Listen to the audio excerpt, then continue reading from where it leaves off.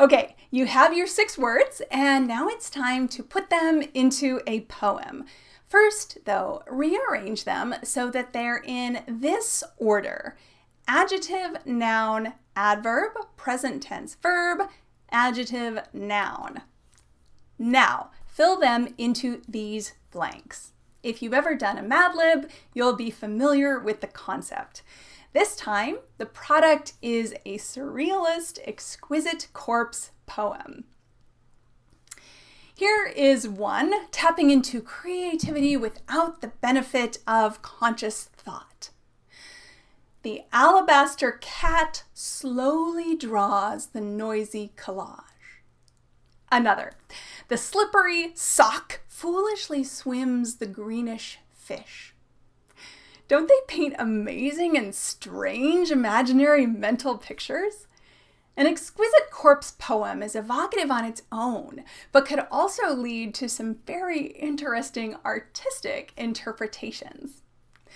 Artists also use the technique to generate fantastical visual creations, and maybe you've done an activity like this as well. A piece of paper would be divided into quarters.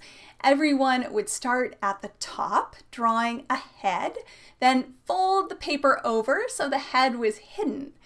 The pages would be exchanged, and the next person would draw a torso before again folding the page and handing it to yet another artist who would add hips to knees, not knowing what the others had drawn. Finally, the last artist, still unaware of the prior parts, would conclude the drawing with the feet.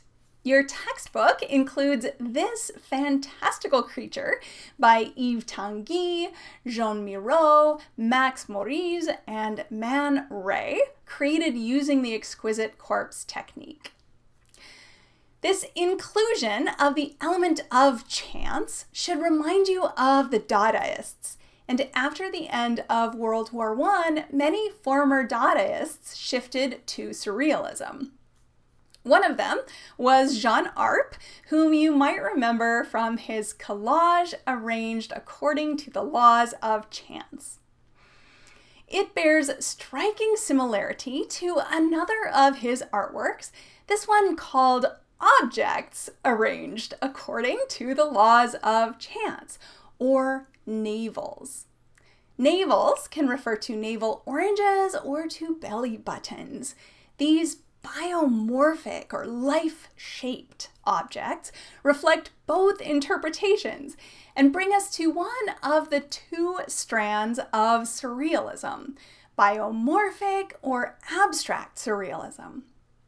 The other, which we'll come to momentarily, is recognizable scenes taken out of context, distorted, and or combined in fantastic ways. Arp's head with 3 annoying objects is a sculpture in pieces. The smaller ones aren't attached to the head. Arp wanted them to be moved, which added another layer of chance.